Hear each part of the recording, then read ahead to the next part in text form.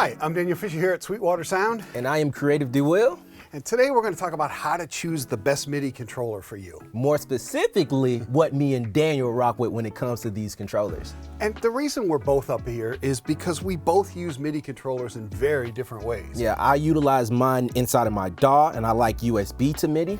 And I'm a hardware guy, so I'm using a MIDI controller to control multiple keyboards or keyboards and modules.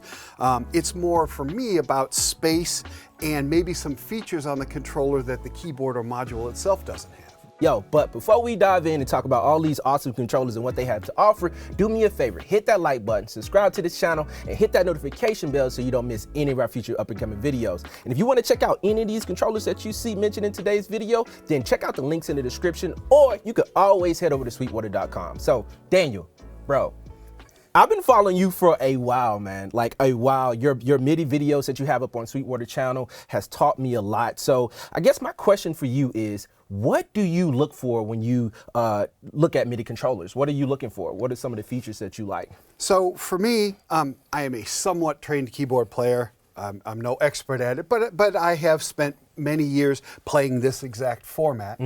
And so my first thing is that my MIDI controllers tend to be keyboards as opposed to pads or other things like that. But one of the things that's different about me than like a fully trained keyboard player is I don't have to have the perfect size keys, like exactly the same shape and weight of a piano and things like that. I can play on keyboards like this. I can actually play on keyboards smaller. It really depends on what I'm doing. But for me, the keys are the main thing. And because I do have some facility with all 10 fingers, I also really like velocity. I have to have it. And then I also use Aftertouch, and I go as far as using Polyphonic Aftertouch, where each key can have its own pressure, because my brain lets my fingers do what they're doing, and I can spend a little more time worrying about pushing down each individual thing. Yeah, see, I'm way different. I look at key sizes or the number of keys, and I kind of like, man, it's kind of like scary to me. So, because I don't play the keys, and I'm more so beat production inside of the DAW. So I like to have small, compact things that I can travel with and I can constantly connect on the go. So 37 to 25 keys are perfect for me. But I do have the S49 actually in my home recording studio, because if eventually, while I'm learning the keys, you're teaching me, then I do want to learn how to have more octaves up and down the key range. So that is super duper dope. You know, it really comes down to, are you a one-handed player or are you a two-handed player? If you're a one-handed player, what does it matter? The octaves. One of the key things, though, and this is a point that I always make when I'm looking for MIDI controllers, is how easily can I get to the octave buttons? You know, I want to be able to play and even in real time be changing octaves, and so I can have running arpeggios up and down the whole keyboard very quick, and it's just a repetitive motion in your right hand.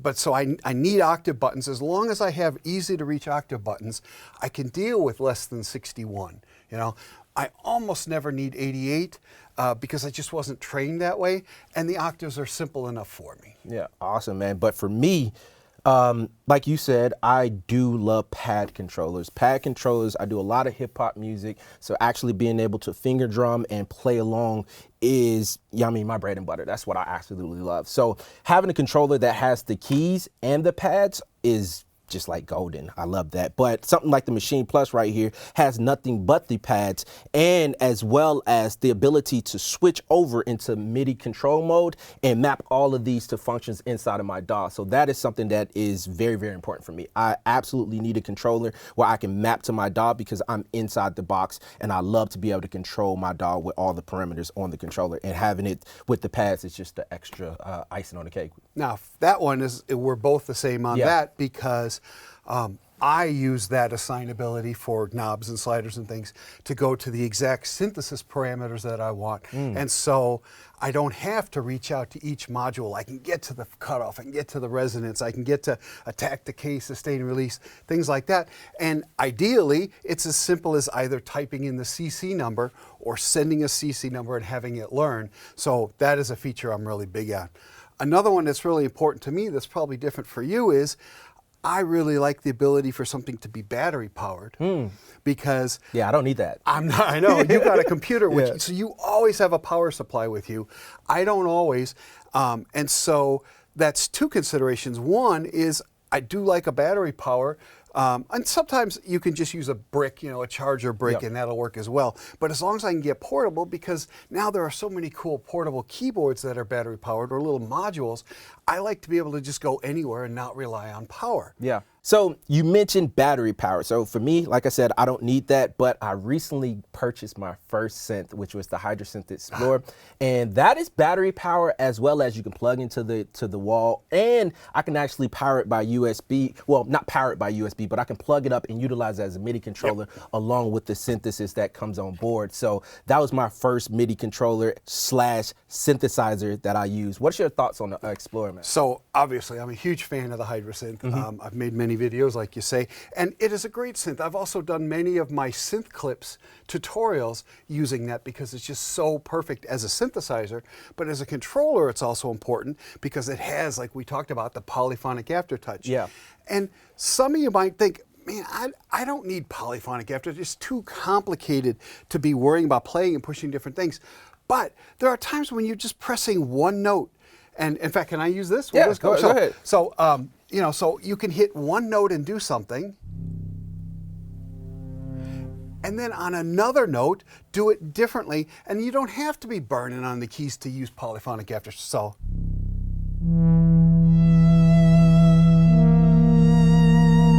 Yeah.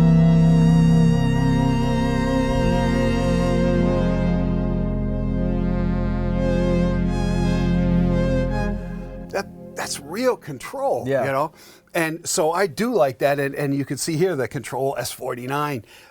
Beautiful, beautiful synth. Finally, we're starting to get Polyphonic Aftertouch in controllers. It's been a while, but we had them back in the 80s. Yeah. I'm really glad to see that coming back, and all of the variation of controllers. There's just never been a better time to buy controllers. Yeah. So recently I did a video on the Control S49, and the cool thing about the S49 is that it has software included that you can actually control. So what you heard Daniel controlling was the CS80 from Arpeggiators, utilizing the Polyphonic Aftertouch, because as you know that this used to be a Polyphonic Aftertouch instrument back in the day. So this is super cool because it kind of blends in our best of both worlds. We got those analog synths that you're kind of used to back in the day with the CS80, and then I got this new updated MIDI controller that I can do all of the functions and actually control most of the knobs right here on the Control S right here from the computer. So I thought that was super cool, and like I said, I did a video on it. Make sure you guys go check out that video and me going over all the parameters of the S49. And here's one of the differences between how we use MIDI controllers. You keep using the word USB, which is awesome. But my world, quite often I need the 5 pinned in. Why? Because I'm not going to a computer. Yeah. And most of the controllers that only have USB, they can't run out in the wild unless you buy a special box that converts USB to 5 pinned in. So I'm always looking, does it have 5 pinned in? Does it, and what we're talking about is that standard round MIDI jack with 5 little holes in it. And so that allows me to connect to my little modules that have 5 pinned in where I don't have any kind of power. I'm using batteries or little bricks or something like that. And so I'm always looking for both. I was really happy that the Hydrasynth has both, and far more are starting to have both.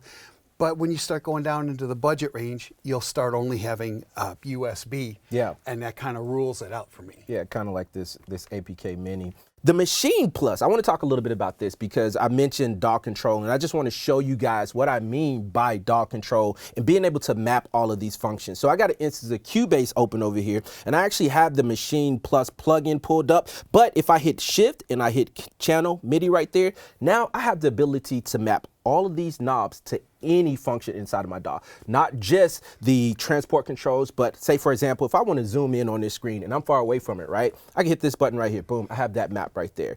Or if, hey Daniel, can you play some keys for me real quick? Let's play Keyscape. Go ahead and play on the keyboard right there.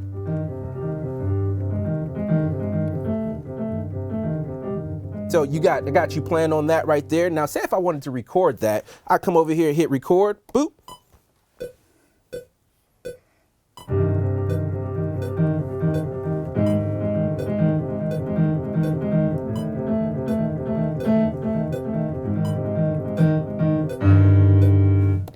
So I got all of that right there. And if I wanted to render this down, all I gotta do is select on it, hit render in place, Voila, now I got the audio from you playing right there. And I'm controlling everything from the Machine Plus. So this is not only a beat machine, it can actually be utilized as a controller. And all of these knobs and faders can be mapped to any parameter. So I got another question for you, Daniel. What are your thoughts on knobs and faders? Which one do you prefer? Like that, that's a great question. Yeah. And there are more too. You got these sliders, you've got ribbons, you've got knobs. And my feeling on that is try each of them with the parameter you're doing. And it's very surprising how sometimes a knob is the right thing to adjust something. Other times the sliders exactly lets you do what you're feeling. And then there's other times when you just can't seem to get the fluidity you're looking for, right? And that's why I always use my Theremini, which has MIDI CC out. I can do 2 CC numbers, one from the side antenna, one from the top antenna. And there's just this beautiful fluid motion, and it's not great for pitch unless you're an expert on it, which I'm not, but for every other parameter, the ability to just do it by hand or with the neck of your guitar or your instrument, whatever, it's a very fluid controller. Yeah, I think you're 100% right. So you as a musician and somebody that knows a lot of music theory and know how to play the keys and chords and scales and everything like that, and I'm still in the process of learning all of that, what I really look for in a MIDI controller, something like this right here, this Launch Key Mini or the Launch Key 37, is that it has scales and chord modes for me. So I like to be able to set that inside of my DAW. So whenever I'm playing on the keys, I'm playing in the scale because I don't know how to form chords outside of drawing it inside of the DAW. And that's just not the same feeling as me being able to play it on the keyboard, but being in the same scale. It just gives me a different feeling. So that is something that I look for. Also, I look for transport controls. That is something that is huge for me because I need to be able to control my DAW. And say if I'm sitting at a desk and I want to be able to sit back and hit stop, record, quantize, and all of that good stuff from a distance from the computer. Sometimes I don't want to be right up on the computer or I don't have access to my mouse. So just having those functions and having that chord and scale mode and these pads. I like the bigger pads, but something like the Launch Key Mini has these smaller pads. And if you're used to finger drumming on smaller pads, then grabbing something like this will be a lot better for you, and as well as it has more pads available to you. So those are some of the things that I look for in controllers. So up until recently, I've been using keys as my drum pads. And it's just, I just have finger ability to work keys, and so they're velocity sensitive, and I can do things like that. But lately I've been experimenting more with some drum pads, and there's definitely things for each of those. And then we haven't even talked about this, but like wind controllers. Ooh. So for people who know how to use fingerings on clarinet, sax, trumpet, things like that. Devices like that will allow those people to get in and throw in the lines.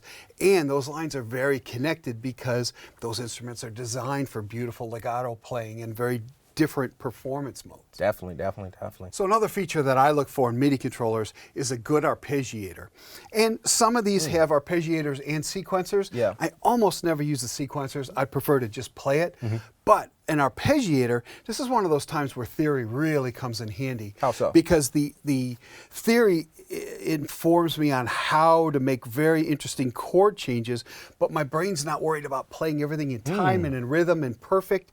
So I'm getting the perfection of an arpeggio, but I can get very clever with my voicings and chord shapes and things like that. So I rarely utilize the arpeggiator feature, but one feature that I really like and that I look for in a DAW controller or anything, or MIDI controller, is does it have note repeat? I like to utilize it on my hi-hats when I'm programming. I do a lot of trap drums and hip hop drums, and I like to have those 16th or 30-second notes or whatnot, and I can't play that fast. So having that note repeat is something that I look for in a MIDI controller. So I thought that was dope. You utilize yours in a musical way, and I utilize mine in a more rhythmic way in regards to programming drums and stuff. So cool. So aside from keys and pads, what other kind of controllers do you like to use? So like I said, I got the Machine Plus here, and I utilize that as a DAW controller, but there are some dedicated DAW controllers that has faders that can control the mixer or any other parameter inside of your DAW, like the MCU Pro by Mackie. That's a great controller. Typically for me, if it could control my DAW and help me get to work a lot quicker, then I'm grabbing for it. So for me, it's sometimes more just about space.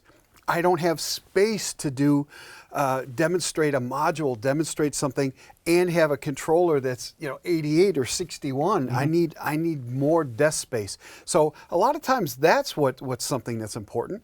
And I'm looking at this one. This one is one I use all the time. This is the KeyStep Pro by Arturia. I use it because it does so many different things. It'll do 4 separate tracks of sequences or arpeggiations, each on their own MIDI channels. It can do standard MIDI, but it also can do voltage control. So you got your pitch and your gate and your velocity and mod. So all of that can go to my Eurorack stuff, and I can do all that at once. It's got 8 drum gate outs, so I could be going to analog drum sounds that I've made. It's very, very powerful.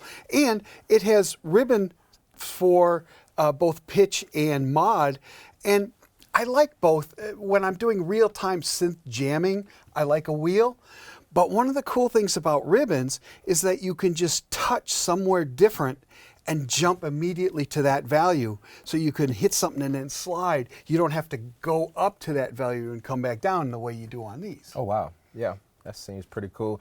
So quick question, the drum gates and CV gates and all of that good stuff, that's different from the MIDI out or the 5-pin MIDI, so that takes a different... Right, so on the pitch out, we have voltage that's just controlling the pitch of, say, your oscillator. The gate out is what triggers the ADSR to do its shape. The velocity / mod, I can assign what goes to it, but basically I could open a filter, make something louder, add vibrato. Basically, all of them are just sending more or less voltage depending on what I'm doing. The gates are sending a single ping of voltage to say start whatever it is it's going to. So I remember you doing a video on the CV gate and the MIDI, and that's kind of how I learned about the differences. So hearing you talk about it, I picked up on a little bit of what you were saying. Yeah, and I've done videos on this as well as many videos using this, okay? And to be clear, we're gonna put a bunch of links down below. There's all kind of synth tricks videos I've done that explain some of this. You've done some of those what is kind of things. We got what is MIDI, what is velocity, what is a controller, all that kind of stuff. I'm gonna really try to jam pack this full of links. And as always, you can always check out our InSync videos, articles online, and Sweetwater.com is just such a great resource for learning all of this stuff. I really encourage you to go visit it. So Daniel, bro, man, it has been a pleasure just to sit here and see how you operate in your world of MIDI and me showing you my workflow. Man, I really, really enjoyed just hearing what you have to say and how you work. And it's kind of made me think about, what else can I add to my world from your world of synthesis and just the analog world of MIDI. So thank you for that. And boy, it's like I got to grow up and start using DAWs. I know it's inevitable. Man, it's fun though. It's so fun. And boy, we've shown you a ton of equipment here today and talked just briefly about all of it. We just wanted to get the concepts to you. But remember, Sweetwater.com is just filled with information, both written and video. You got to visit it. If you have any further questions about any of this gear, please contact your Sweetwater sales engineer. My name is Daniel Fisher. I'm Creative DeWill. Thank you very much for watching.